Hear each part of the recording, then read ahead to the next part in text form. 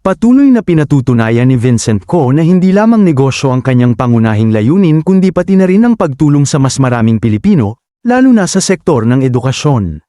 Sa pamamagitan ng Pusong Panalo Program, inilaan ng Pure Gold Prize Club Incorporation President ang buong streaming revenue ng Pure Gold Channel upang makatulong sa mga tinatawag na last mile schools o mga pampublikong paaralang kulang sa access sa pangunahing pangangailangan. Personal na inisyatibo ni Vincent ang programa, na nakatuon sa pagbibigay ng konkretong suporta sa mga paaralang napag-iiwanan sa iba't ibang bahagi ng bansa. Kabilang sa mga planong interbensyon ang paglalagay ng solar panels para sa mga paaralang limitado ang kuryente, pagbibigay ng pangkabuhayang package para sa mga guro, grocery support para sa mga mag-aaral, pagsasaayos ng mga silid-aralan, at pamamahagi ng mga kagamitang panuro.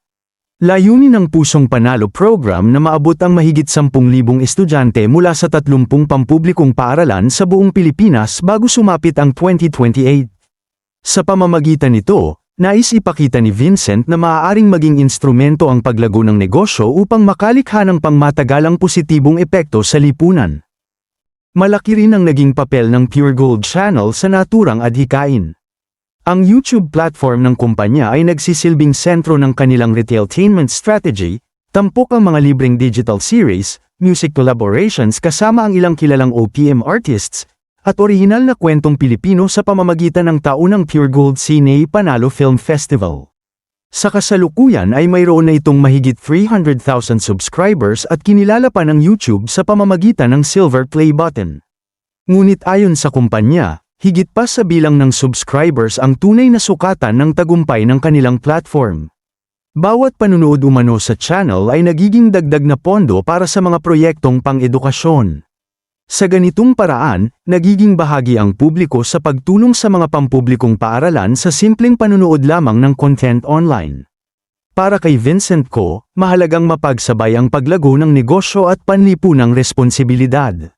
Naniniwala siyang ang retailtainment ay hindi lamang para sa pagpapalawak ng brand kundi maaari ring magsilbing paraan upang mailaan ang kapital sa mga proyektong may pangmatagalang pakinabang sa komunidad. Sa kabila ng mga personal na usaping iniuugnay sa kanya, kabilang na ang mga naging balita tungkol sa relasyon nila ni Bea Alonzo, marami pa rin ang naniniwalang dapat ding tingnan ang malaking ambag ni Vincent at ng kanilang pamilya sa ekonomiya, trabaho, at mga programang pangkawanggawa sa bansa.